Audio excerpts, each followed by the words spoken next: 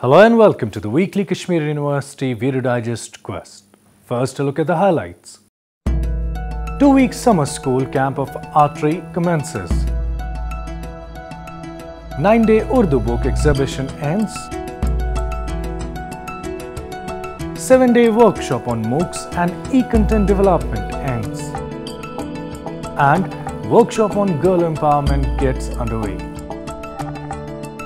Now the details of these events with your host Umar Malik.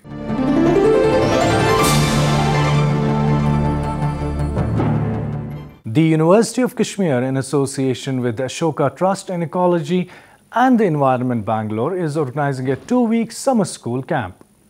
This 2-week summer school is on adapting to climate change, biodiversity in the Western Himalayas. Inaugurating the summer school camp, Vice Chancellor Professor Talat Ahmed advised participants that they should not miss geology part because it's linked with climate change. I feel that there is a big connection between geology, lithology, climate change and biodiversity. So that is somehow missing. And I could see that the basic thing is our Mother Earth, which is based on the rocks and soil, and then comes the life on that, on the water and everything. So I could see that from the earth science point of view, we have good mix of hydrology and glaciology and this sort of thing. The connection of particularly the production of carbon dioxide, which is one of the problem, and how it is connected to geology and how it is compensated by the nature. So how much carbon dioxide is produced is in general compensated by the geological features and the processes. Speaking on the occasion, Dean Research Professor Zafar Ahmed Rishi cautioned participants to take extra care on methodology and data collection. Although on the face of it appears very simple, but there are procedural pitfalls also while you document the biodiversity of a particular region. I mean, I understand that there is going to be a very rigorous discussion and debate about the methodology that's to be adopted at the various, say, spatial levels, at a landscape level, at a local scale. And then that would help these students to get data which makes sense ultimately, on the basis of which a policy could be formulated. Because our understanding is that people do go to fields, they do spend money, they spend time, they spend energy, but they are not armed with proper, say, methodology about data collection, about data survey. And in the end, the inferences that one would like to draw from those data sets is something which is compromised because of lack of understanding of the methodology. While saying that the program is an innovative one for the participants, Head Department of Botany, Professor A.H. Wani, said that several questions come to the fore, which participants should debate during this camp. How does one determine and understand ecosystem tipping points? How does one attribute observed change in biodiversity ecosystem services to climate change? How does one predict the impact of climate change on biodiversity? And in this case, several models are followed. So that will be discussed by the experts with the participants. How does one model the potential impact of climate change on ecosystem services? How does one detail insight into sensitivity and adaptive capacity as elements of assessing vulnerability of biodiversity and ecosystem services to climate change? Organizers of the summer school, Dr. Ankila and Dr. Shubhadra, also spoke on the occasion. In addition to the capacity building work under this program, we're also running a series of policy-oriented workshops on critical ecosystems such as grasslands and wetlands, which tend to be neglected. So we're running a series of consultations across the country with stakeholders of these important ecosystems, and this will culminate next year in a policy dissemination workshop for policymakers in Delhi. Earlier, co-organizer of the program and DECA director Dr. Manzoor Ahmed Shah presented the welcome address. Other contexts, there are one-to-one collaborations from the faculty of this place with the ATRI faculty in different contexts, and those collaborations are reflected by very high quality publications. And I'm pretty sure that this summer school will further strengthen the academically vibrant and intellectually stimulating collaborative discourses between the two institutions in future as well. A group of 30 participants consisting of postgraduates, graduate students, early career scientists, as well as practitioners involved in government and non-government institutions from the states of Uttarakhand, Himachal and Jammu and Kashmir are participating in it.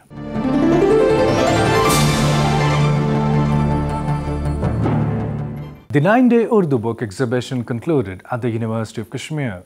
The University of Kashmir, in association with the National Council for Promotion of Urdu Language, organized it. On the valedictory function, former Dean Arts and poet Professor Zaman Azurda was the chief guest. In his inaugural remarks, Professor Zaman said that Kashmir has played an important role in the development of Urdu language. एक पौधे से तनावर दरख्त बनाने में उसके पत्तों को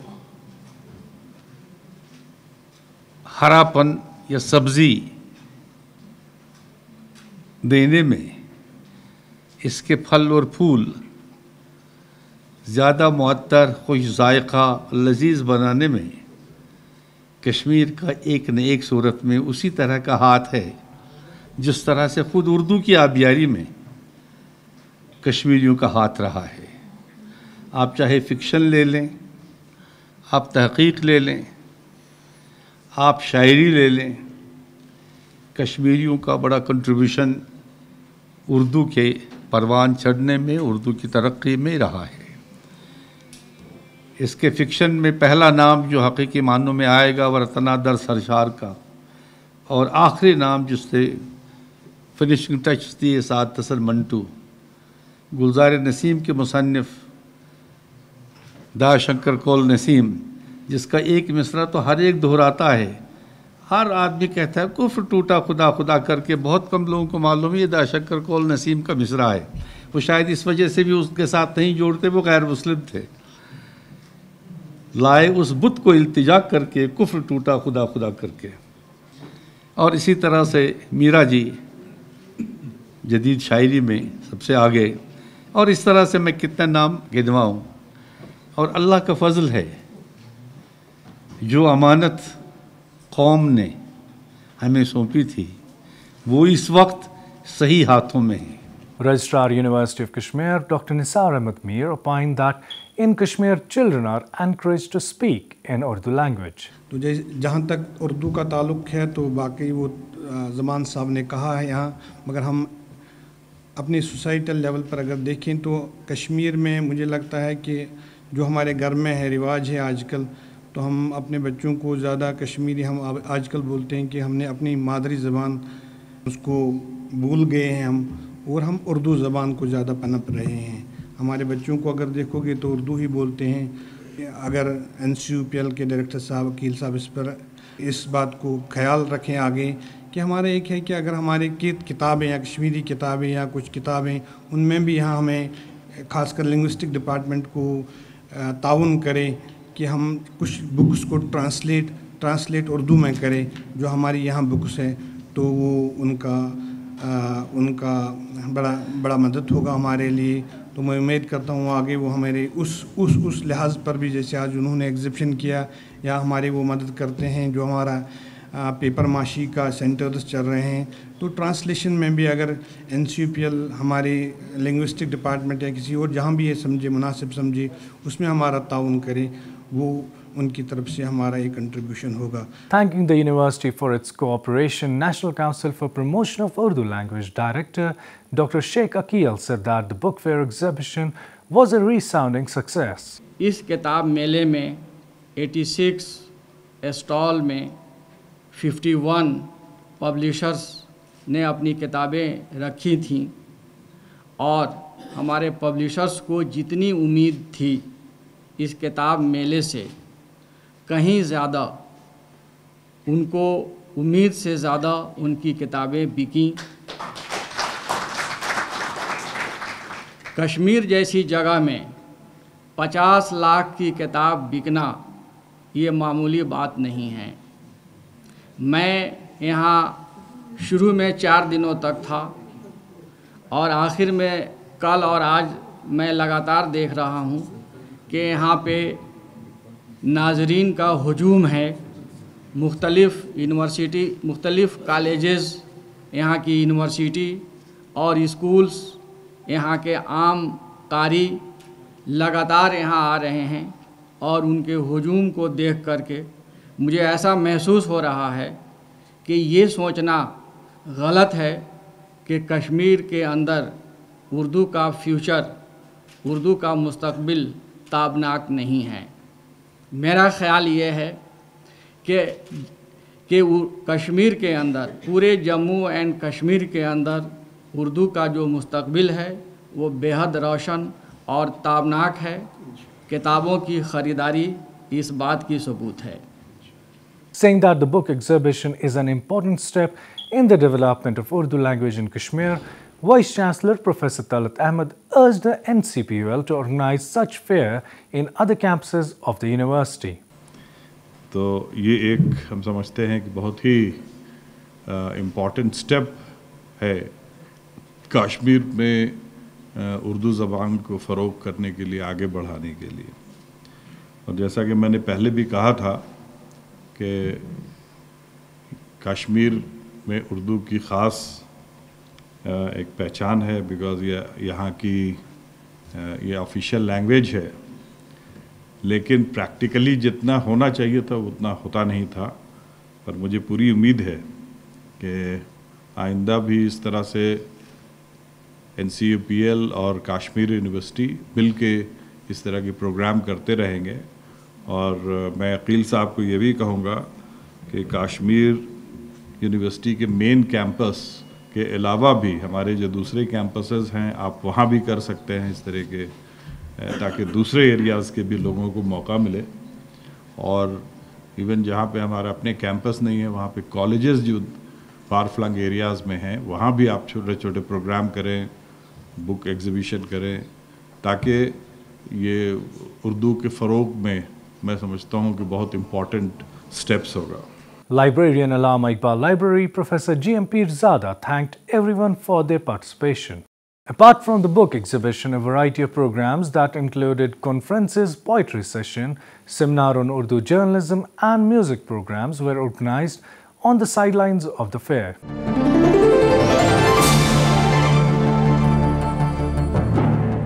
A week-long workshop on massive open online courses, popularly known as MOOCs, e-content development and open educational resources conducted by the UGC HRDC concluded. Course coordinator and research scientist at the EMMRC Srinagar, Dr. Salima Jan, recapitulated the proceedings of the 7-day workshop. The workshop was devised in such a way that so that we can have lectures, we can have demonstrations, and above all we can have some hands-on experiences. And this is what we did for all these 7 days.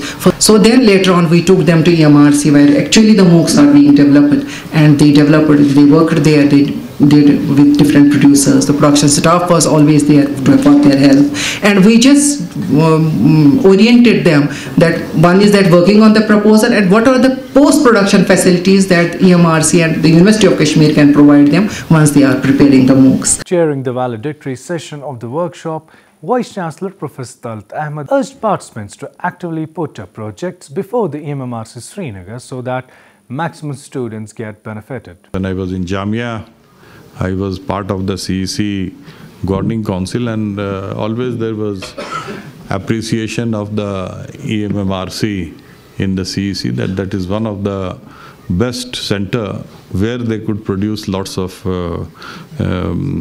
coursework and lots of material.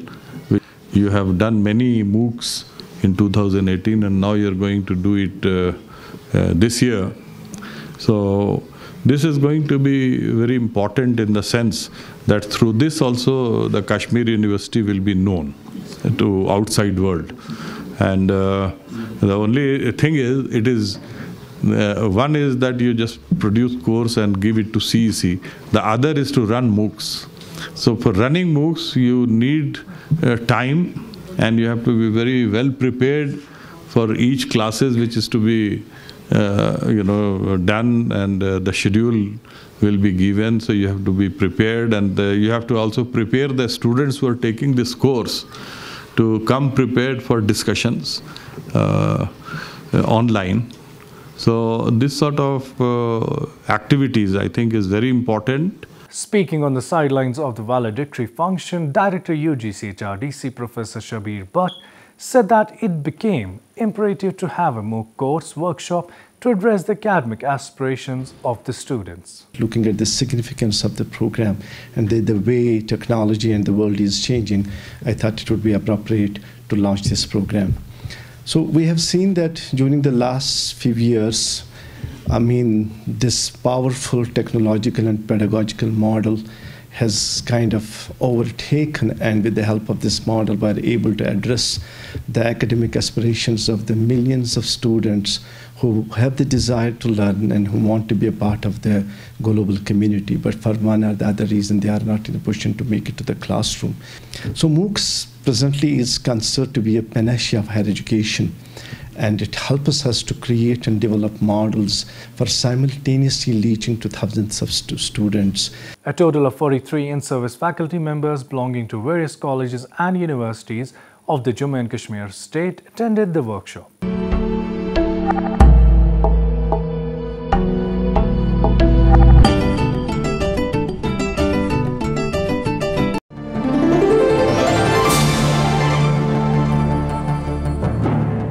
The Department of Social Work, in association with the Directorate of Samagra Shiksha and Social Welfare Department, is organizing a 6-day training workshop on girl empowerment. Coordinator, Department of Social Work, Dr. Adil Bashir, while presenting the welcome address, said that education is the most important harbinger to change the status of women. We have taken many research projects, and we have had organized many workshops and seminars.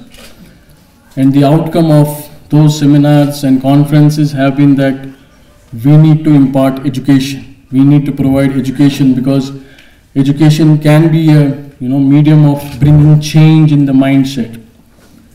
But I think now we have reached to a stage where we need to look into the applicability of the education.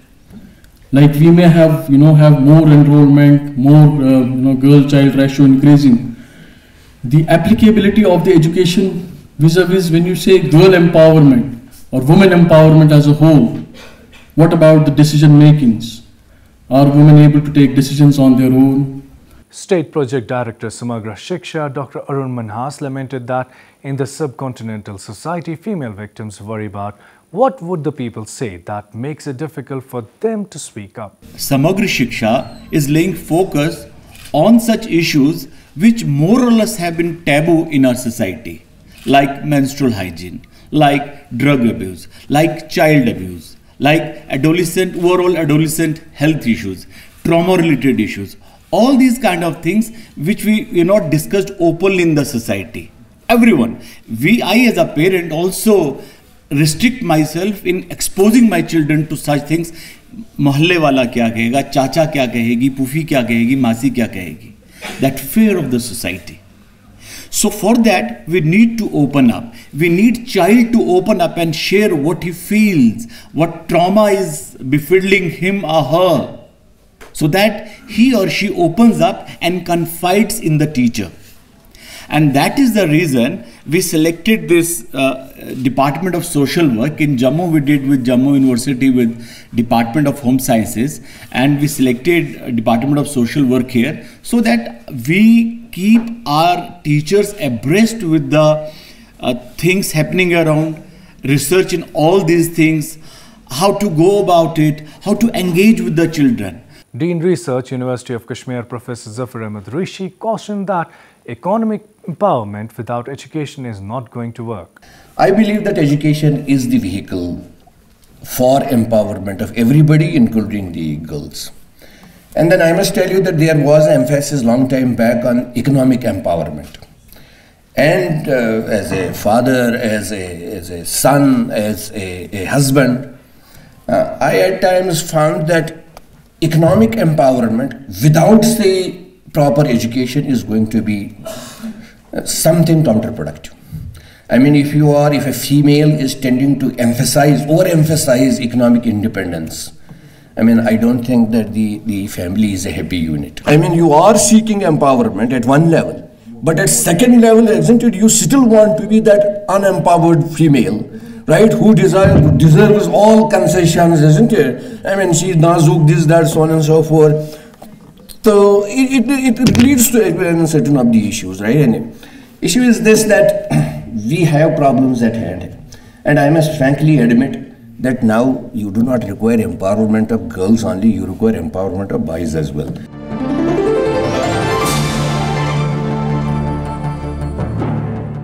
The School of Business Studies organized an exhibition of books, food and clothes titled Shubhunt Sajwan.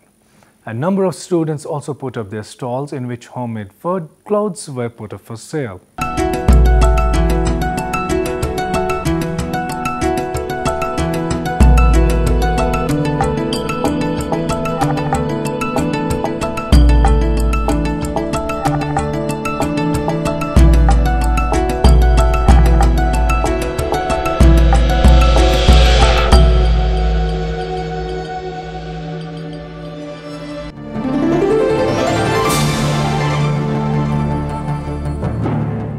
That's all for today's episode. Log on to our website emmrckashmir.com, where you can check the latest episode of The Quest.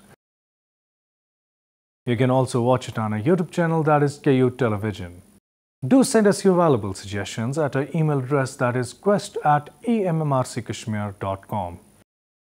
Before I take your leave, here are a few words of wisdom. The probability that we may fail in the struggle ought not to deter us from the support of a cause we believe to be just.